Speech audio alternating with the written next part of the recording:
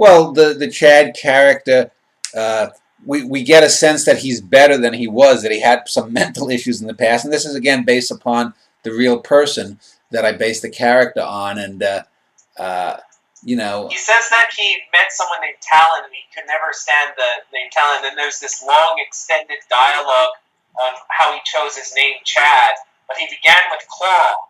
So was Talon the real character, and then Claw is the one that came after it? No, but the guy who was called Talon is the person it was based on. I extended here because I make Chad Chad's equivalent name in real life is his real name, but I give him the Wallace thing to connect him with Wallace Shawn and Wallace Stevens, so he has that. Plus, I also made the even more absurd thing that at one point he was calling himself Cuticle King, his last name being King, you know, because a cuticle is where the nail comes from, so therefore there was some depth implied. Then he also called himself Kip King after an 80s hair band, and then Dockin King, and then I think Michael says to him, "Why don't you just call yourself Don King?" Because the singer's name was Don Dyson. Don King, but don't you realize that was the shady black fight promoter? You know, oh, I forgot that. But he'll call himself Cuticle King, but not Don King. So.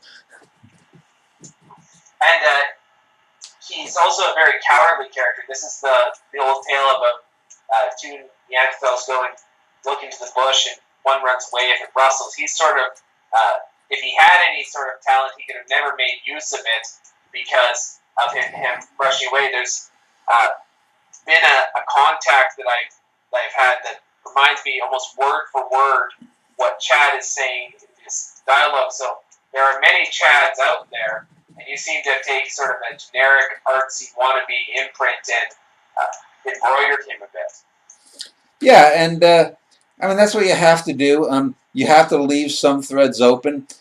You can't make him a totally unlikable person. It's clear that he probably loves his wife.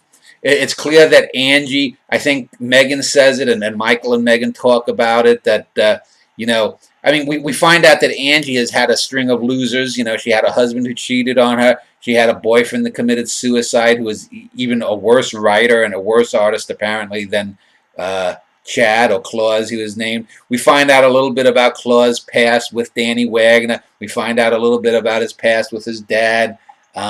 And, you know, all of it is basically a lot of surface stuff. We find out that there was another writer that he had some incident that he resents. Chad is filled with resentments. He's resentful against his father, against Danny Wagner, against this other guy. He's resentful about his past. He's resentful about his first wife. He's resentful about the people in line. You know, he said about Annie Hall. They directly referenced that. You know.